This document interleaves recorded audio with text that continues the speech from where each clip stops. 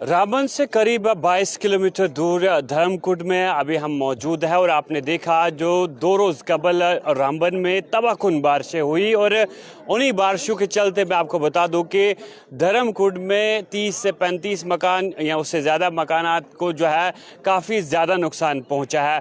ये जो मकामी लोग आप देख रहे हैं इन्हें फ़िलहाल रिहेबिलिटेट किया गया है, इन्हें NHPC के क्वार्टर्स में रखा गया है। और मैं आपको बता दूँ कि यहाँ आप तस्वीरों में देख रहे हैं कुछ बुजुर्ग यहाँ पर है, इनसे मजीद बात करने की कोशिश करेंगे। आखिर अर्ली टाइम्स की टीम वहाँ पहुँचती है जहाँ कोई नहीं पहुँचता है और ये इंतज़ार कर रहे थे कि आज जम्मू कश्मीर के वज़ीर आला जो है वो यहाँ आएंगे और यहाँ पर हालात का जायज़ा लेंगे, लेकिन बदकिस्मती इन लोगों की वज़ीर आला जो है यहाँ पहुँच नहीं पाए और उन्होंने जायज़ा लिया और उनकी फ़्लाइट जो है यहाँ पर लैंड नहीं कर पाई और फिर वो रामबन चले गए। और इस तरफ भी इंतज़ामिया को, सरकार को तवज्जो देने की अज़हद ज़रूरत है, क्योंकि मैं आपको बता दूं कि तमाम लोग जिस तरह से नेशनल हाईवे पर फोकस कर रहे हैं, चाहे इंतज़ामिया हो चाहे हुकूमत हो, क्योंकि कल भी जब हमने रामबन के अंदर, जब गांव के अंदर हम चले गए थे, वहां पर भी लोगों का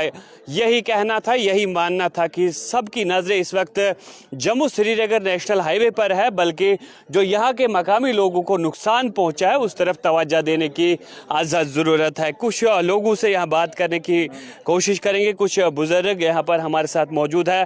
क्या कहेंगे, कब ये वाक़ा पेश आया, किस तरह से, तकरीबन कितनी फैमिलीज़ मुतासिर हुई? सर 2 दिन पहले जो ये अभी पूरे रामबन में जो बारिशों का जो सिलसिला शुरू हुआ, आपने देखा कि पूरा इलाका जो है डिस्ट्रिक्ट रामबन इस वक्त एक डिज़ास्टर, एक मुसीबत की ज़द में है। इसके लिए हम अल्लाह ताला हम सब पर रहम करे। तो सर पर्टिकुलर मैं धर्मकुंड, हम यहाँ के रहने वाले हैं, यहाँ के वासी हैं, तो मैं बताऊं कि यहाँ पे बगल में आपने रिपोर्टिंग की होगी जो 37 घर जो एक नाले की ज़द में आ चुके हैं। ऊपर से जब बिजली ब्लास्ट हुई तो ऊपर सावला कोट की वजह से एक रोड निकलता है, उस रोड में डैम्पिंग की हुई थी और वो मलबा पूरे का पूरा बहकर उन मकानों के ऊपर चला गया। सर मैं आपके माध्यम से ये बताना चाहूँ सरकार को कि कम से कम इन 37 घरों में कुछ भी नहीं बचा। सुबह का टाइम था और लोग उथल पुथल में उठकर अपनी तरफ भागे इधर उधर और जान बचाई।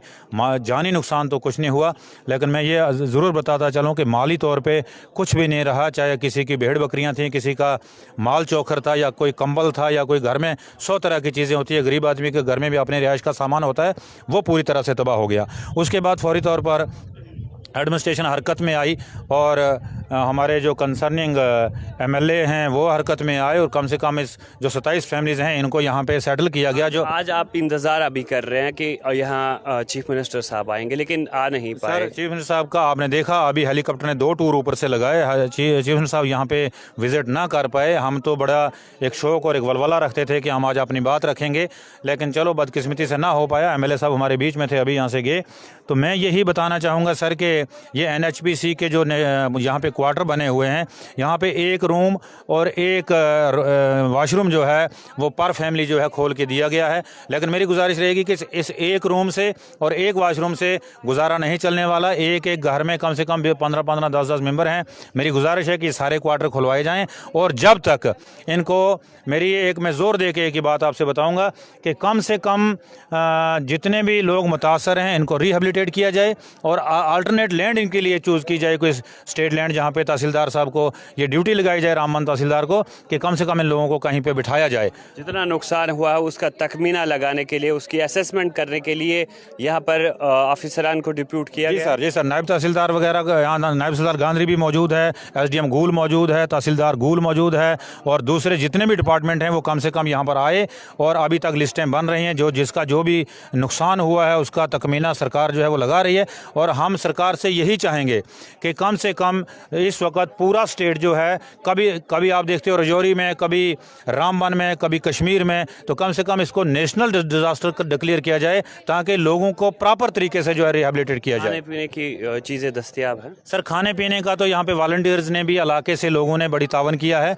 और बाकी हमारे सरकार की तरफ से भी अभी एसडीएम साहब ने यहाँ किसी लोकल दुकानदार को बता के रखा हुआ है, तो यहाँ पे खाने का अभी मुझे लगता है कि इंतज़ाम किया हुआ है। सर सब कुछ हो जाएगा। मेरी एक ही गुजारिश है कि ये लोग बेयारो मददगार खुले आसमान के नीचे बैठे हुए हैं, इनको ज़मीन अलाट की जाए और तभी जाके इस इलाके का भला हो सकता है, इन मुतासिरीन का भला हो सकता है।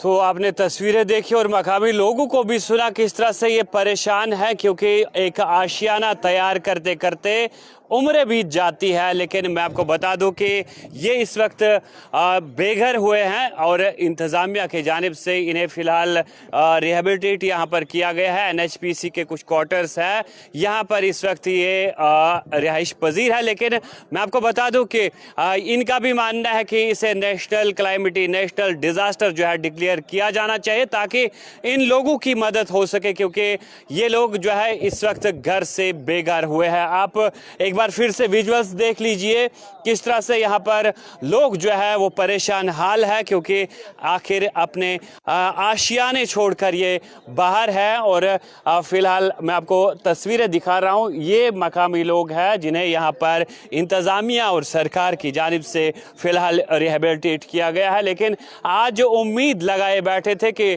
जम्मू कश्मीर के नौ मुंतखब वज़ीर आला जो है वो इनके बीच में आएंगे और ये अपनी फरियाद रखेंगे, अपने मसाइल रखेंगे। लेकिन बदकिस्मती से वो यहाँ पर उनका जहाज़ जो है वो लैंड नहीं कर पाया और फिलहाल वो रामबन में है। और हम तमाम लोग उम्मीद करते हैं कि इनके लिए एक स्पेशल रिलीफ पैकेज का ऐलान जो है वो हुकूमत की जानिब से किया जाएगा। फिलहाल असेसमेंट हो रही है और तखमीना लगाया जा रहा है कि आखिर इन लोगों का कितना नुकसान हुआ है।